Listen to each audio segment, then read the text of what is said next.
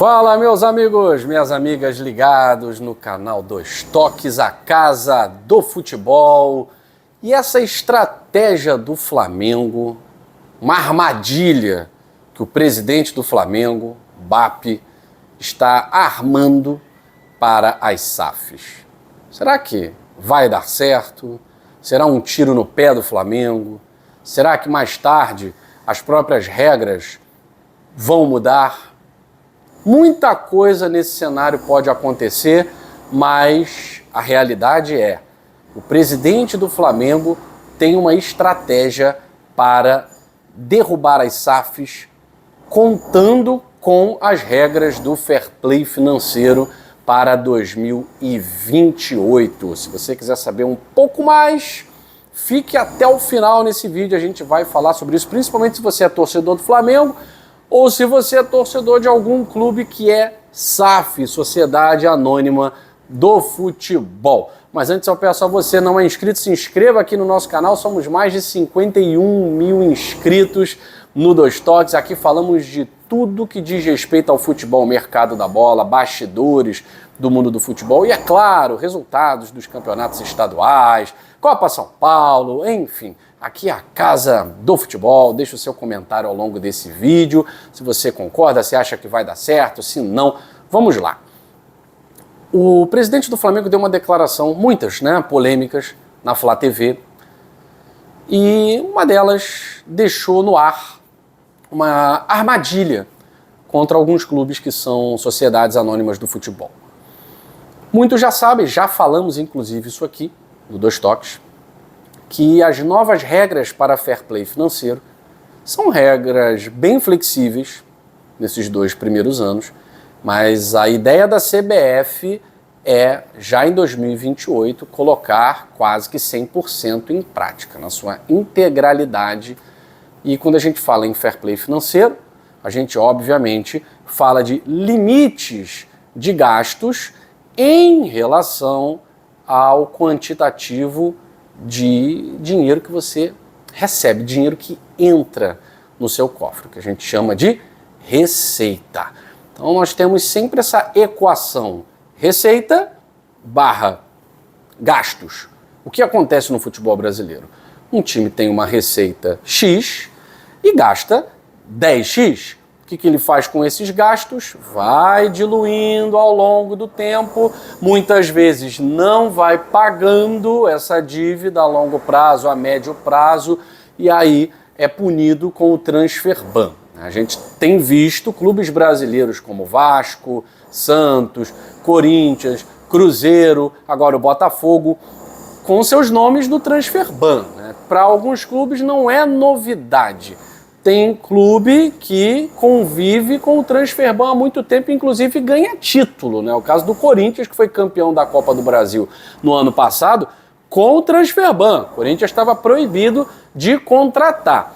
E há alguns clubes que veem isso como algo muito negativo, uma novidade negativa, e tentam resolver o mais rápido possível. É o caso do Botafogo, que entrou aí no transfer ban na virada do ano, e ao que tudo indica vai resolver essa semana com o pagamento do Thiago Almada frente ao Atlanta e à Liga dos Estados Unidos.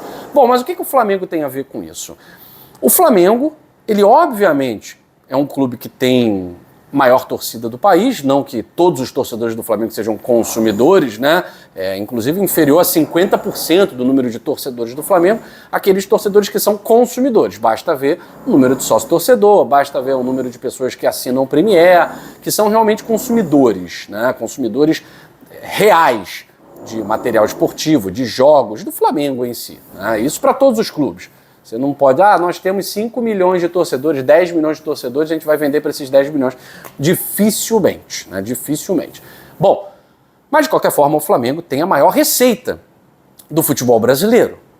Tem a maior receita do futebol brasileiro. Esse ano atingindo ali 2 bilhões. Bom, isso aí seria algo inalcançável? Talvez não. Há clubes que têm uma torcida bem menor do que a do Flamengo, que bateram 1,5 bilhão de receita. Então não é um time que será imbatível em receitas. Mas com a nova regra do fair play financeiro, O Flamengo, ele tende a aumentar cada ano a sua receita, porque todo ano o Flamengo briga por título e o Flamengo tem conseguido estratégias de engajamento maior do seu torcedor. Tá? Então é natural que o Flamengo tenha, sim, receitas cada vez maiores. A questão é, o Flamengo vai ter gastos cada vez maiores? Essa é a grande questão. Há clubes que gastaram até mais do que o Flamengo nas últimas janelas. Botafogo, Palmeiras, o Cruzeiro gastou uma fortuna no Gerson, é a contratação mais cara da história do futebol. Qual é a estratégia do Flamengo, então? Como o Flamengo pretende detonar esse poderio financeiro das SAFs, que vêm, chegam no futebol brasileiro, aportam dinheiro e não querem saber de onde vem o dinheiro e tal, aportam dinheiro, né? O Flamengo está contando com a regra do fair play financeiro. O que o Flamengo está fazendo? Inflacionando o mercado. O caso do Caio Jorge foi um exemplo do que o Flamengo vai fazer no mercado interno. Jogar os preços dos jogadores lá para cima, inflacionar internamente o nosso mercado, o futebol brasileiro, evitando, por exemplo, que um jogador queira permanecer no seu clube e migre para o Flamengo. Por quê? Vai ganhar muito mais, pode ter mais tempo de contrato, as luvas interessam sempre, a taxa de transferência interessa sempre para o empresário, então para o empresário é muito melhor que o jogador saia de um clube e vá para outro, independentemente de que clube seja, né? O Flamengo tentou fazer isso com o Caio Jorge, elevando os valores do Caio Jorge até 190 milhões de reais praticamente. Um jogador no futebol nacional, jogando no Cruzeiro, que veio em baixa do futebol europeu, o Flamengo inflacionou para quase 200 milhões de reais uma transferência de um jogador que atua no futebol brasileiro, que não é nenhum fora de série, o Caio Jorge, que teve uma excelente temporada no Cruzeiro. Ele fez com que o Pedro Lourenço elevasse ao máximo os valores para o Caio Jorge ficar no Cruzeiro.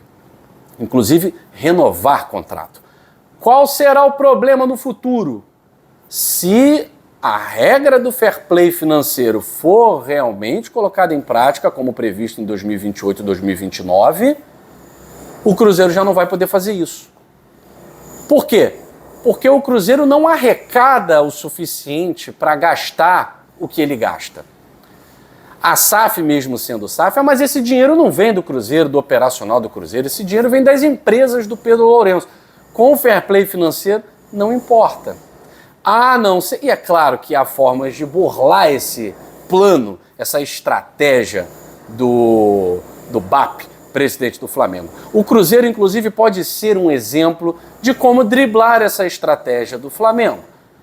Beleza, em 2028, em 2029, o Cruzeiro não poderá mais gastar o que gastou no Gerson, não poderá gastar o que está gastando na renovação do Caio Jorge, não vai poder gastar 500 milhões de reais numa janela. Por quê? Porque isso vai extrapolar o teto na equação receita, arrecadação, gastos.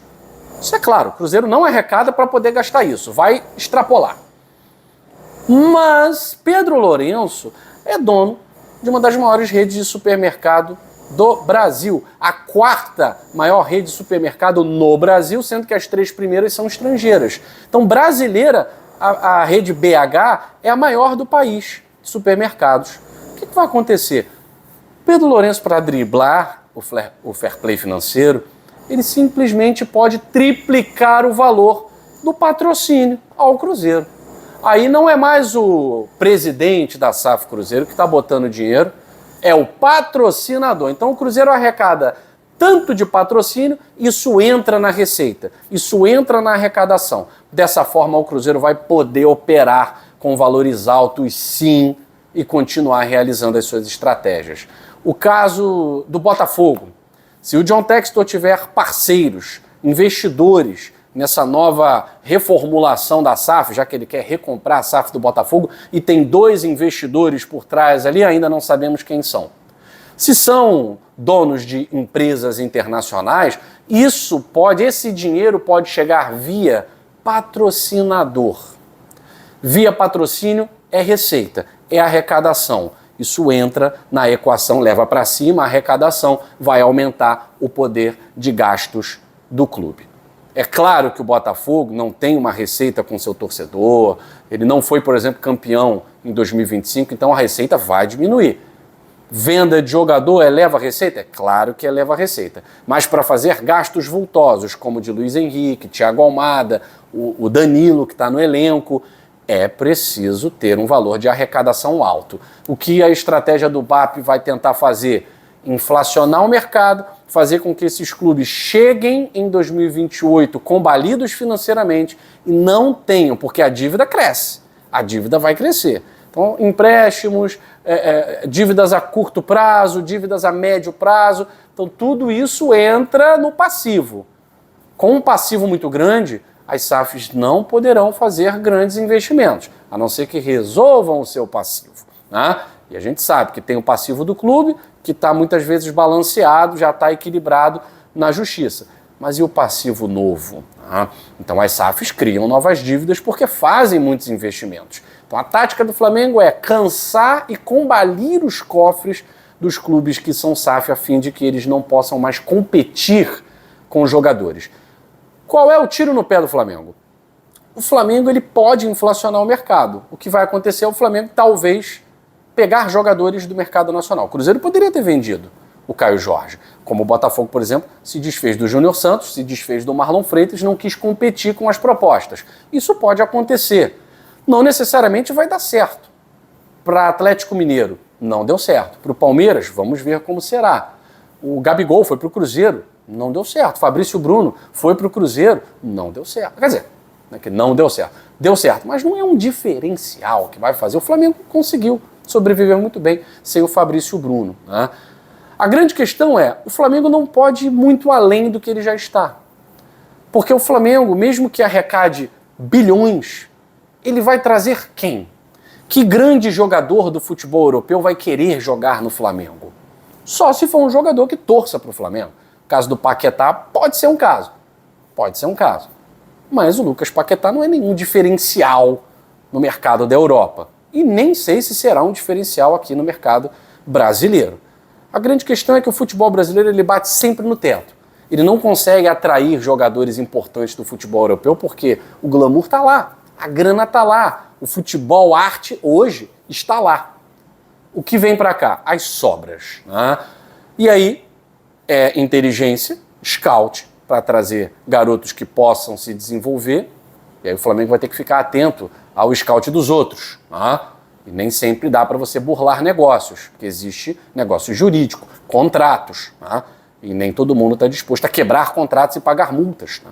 Então a estratégia do BAP, ela conta muito que a CBF vá também cumprir a palavra dela. Será mesmo que o fair play financeiro vai para frente? Ou será que os clubes vão conseguir, com a força política que tem, empurrar com a barriga? Hoje dá para dizer tranquilamente que o Flamengo tem menos poder político na CBF do que Palmeiras, do que Corinthians. A Federação Paulista ainda é muito forte. Será que é interessante punir um Corinthians, punir um São Paulo, punir um Botafogo, um Cruzeiro para o futebol brasileiro? A estratégia do BAP conta com muitas nuances e tapa os olhos para outras que podem surgir. Mas, de qualquer forma, as SAFs já estão de olho.